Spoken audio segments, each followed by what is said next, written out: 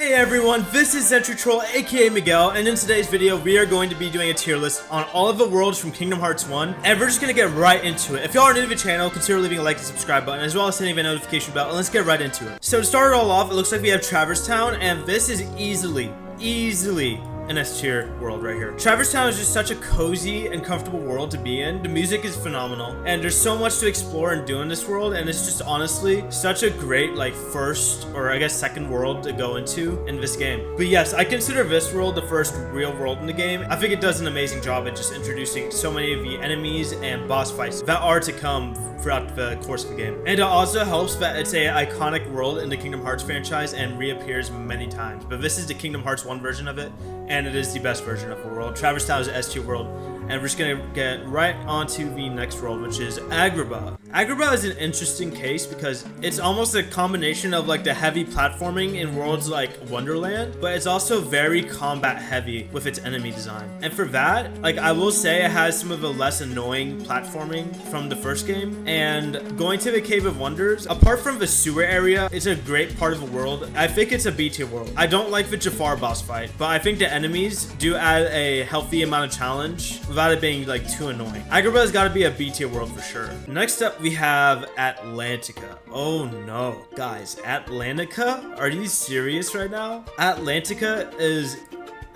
it's an S tier world. Yeah, it's an S tier world. I'm disgusted with myself for even making that joke. It's not even a funny joke.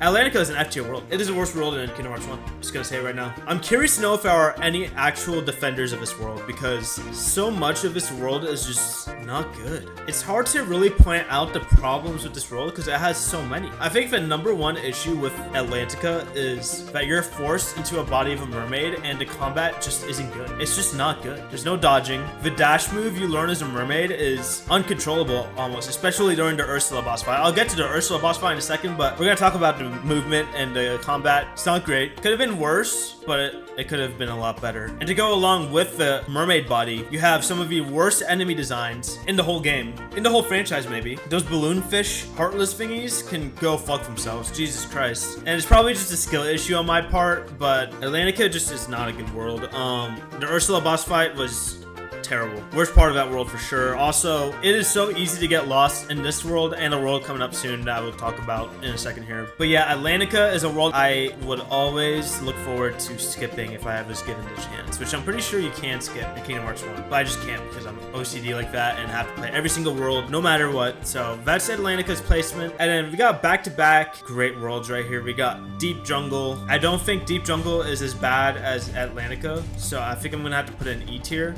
but it's still pretty rough. This is definitely the second worst world in the game. The only reason it's above Atlantica is because you can actually use your normal combat, which is good. But there's another issue with this world that brings it this low, and that is the platforming. The platforming with the vines. Oh, those vines. I'm sure most Kingdom Hearts fans have PTSD of trying to swing on the vines and then missing the button input. It's not a good world. Its boss fight was meh. The Clayton boss fight is a meh boss fight. Nothing too annoying with it, but it wasn't like a standout fight or anything. But yeah, Deep Jungle is an E tier world, easily. Next up, we have Destiny Islands. Now, this is the world that you spawn into basically immediately at the start of the game, right before Traverse Town. It's a tutorial world. Nothing really goes on apart from the fetch quests, which I wasn't really into, and fighting some of your friends. And that was a great tutorial. It's a good tutorial world, I will say. And obviously it has great significance in like the story, but it's not a world I really look forward to coming back to. I just want to get right into Traverse Town, start of the game. So yeah, there's nothing wrong with the world, but there's nothing like crazy amazing about it either. It's gonna be a zero world, Destiny Islands. I think that's a good place for it. And next up, we have End of a World. If y'all watch my stream, you know what this world did to me mentally. We're doing this right now. Go. No!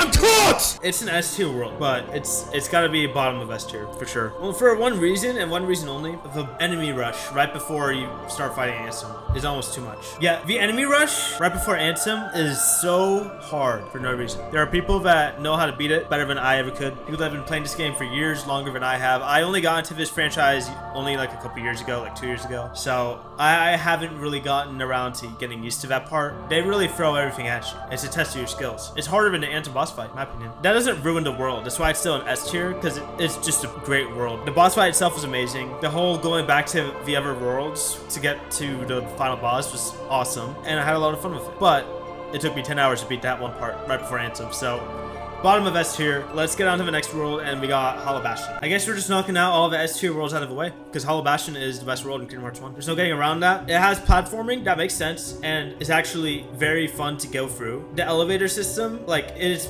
mind-boggling, but in a good way, in a way that isn't like Deep Jungle. It's actually like very satisfying to explore Hollow Bastion in comparison to Deep Jungle, I think. All of the crazy storyline moments happen in this world, so that obviously helps bring it up. Just the music along with that, and the design of a world, it's an iconic world. It is one of the most important worlds in terms of the storyline of Kingdom Hearts. It's an S tier world, the best world in Kingdom Hearts 1. I'm sure there's a lot of people that also agree with that, so I'm just gonna leave it at that. S tier world. Halloween Town.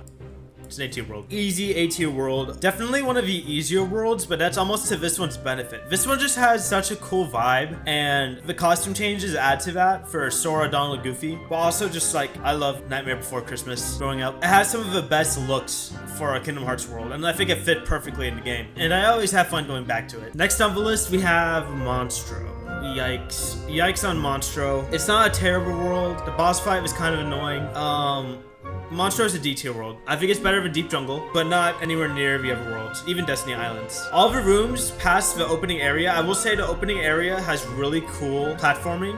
It's some of the best in the first game, I think. Past the opening area, every room looks the exact same. I'm just gonna say it right now. The only way to know where you are is by reading the numbers of the rooms. It's insane. It's so easy to get lost in this world. Not nearly as bad as Deep Jungle, again, that's why it's above it. But it's just also, apart from the opening area, the mouth of Monstro, it's very forgettable. And I never look forward to coming back to it. Thankfully, it is a shorter world, and it does give it some points. Otherwise, I put it right next to Deep Jungle. But yeah, it's a D tier world. We're gonna go on to the next one. The next one being Neverland. Neverland is what I'd call a short and sweet experience. It's a short world. Nothing very wrong with it, apart from it being really small and in a pirate boat and being called Neverland. I don't have an issue with that. I was okay with it being a short world, and it packs in a lot of story. That's the one thing I will say that I really like about it, is it has so much of the story put into a Disney world, which isn't really the case for a lot of these. So yeah, with that in mind, it is a shorter world, but I also enjoyed the boss fights. They're a lot of fun. Neverland's a B tier world. I put it above Agrabah. Definitely one of my favorite Disney worlds from the original game, for sure. And then next up,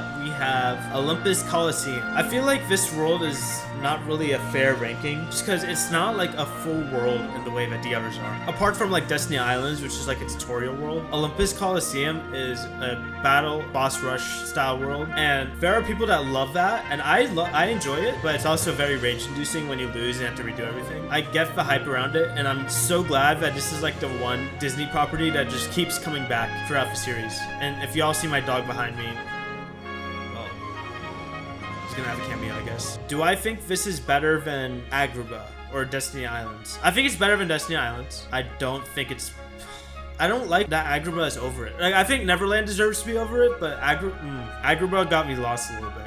We're gonna move Agrabah down to C tier. We're gonna put Olympus Coliseum in low B. I think that's a little more fair, because it's just an iconic part of Kingdom Hearts. Olympus Coliseum, and it deserves B tier. I wouldn't put it any higher, but I think that other games do Olympus more justice, and I do enjoy the arena aspect of it, but it's B tier from the first game. 100 Acre Wood. The minigames. The minigames are alright. They're alright, but there's one that genuinely makes me tweak, unlike any other minigame I've ever played in any video game ever, and that's the Bee minigame. If y'all watched the stream of me playing that, that is the most rage-inducing minigame of all time.